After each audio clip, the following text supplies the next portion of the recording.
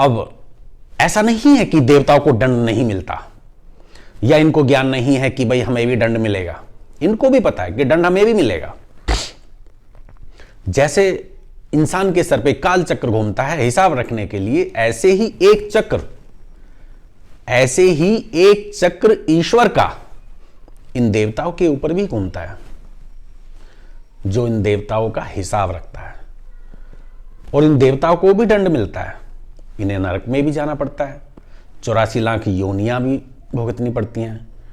लेकिन इनके जीवन का जो कार्यकाल है, जो जीवन का समय है, वो इतना लंबा है कि ये उस दंड की परवाह ही नहीं करते।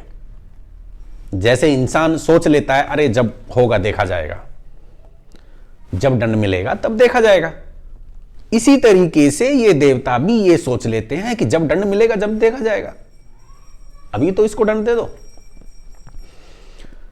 तो कभी कभी इंसान को ये मार भी देते हैं। ये ज्यादातर मेरी बातों को वो लोग समझेंगे जो ग्रस्त हैं इस चीज से, या गांव के लोग ज्यादा ग्रस्त होते हैं कि किसी देवता का कुछ बोल लिया तो उसने जान ही ले ली, बच्चे को मार दिया, एक्सीडेंट करवा दिया, किसी का बिजनेस बंद कर दिया। जैसे कि लोग साधु संतों के पास जाते हैं या किसी तांत्रिक भगत के पास जाते हैं अपनी समस्या को लेके, तो वो तांत्रिक भगत कोई भी है, वो बताता है कि भाई उस समय पे तुम्हारे साथ ये दुर्घटना घटी थी और आपने इस तरीके से बोला था कि माता मेरा ये काम हो गया तो मैं तेरे दर्शन करूंगा या कुछ चढ़ाऊंगा, और आपने वो पूरा नहीं किया, इसलिए आपको दंड मिल रहा है। तो कभी कभी ऐसा भी हो जाता है कि इंसान बोल के भूल जाता है, लेकिन दंड इन देवताओं को भी मिलता है। नरक में भी जाना पड़ता है, और नरक में जाने के बाद 84 लाख योनि इन्हें भी भोगनी पड़ती हैं। अब कुछ लोग कह देते हैं, कुछ साधु संत गुरुजन कह देते हैं कि सतलोक चलो, सतलोक चलो, सतलोक चलो।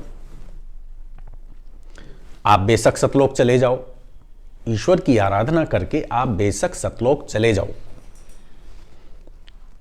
कुछ युगों तक वहां रख के आपको देवता रूप देके वापस पृथ्वी पर भेज दिया जाएगा, देवता रूप देकर। अब जब देवता रूप लेके आप नीचे आओगे तो आपको भी पता पड़ जाएगा कि भाई मेरी तो बहुत लंबी उम्र है और अभी तो मैं अपनी मनमानी कर लेता हूं,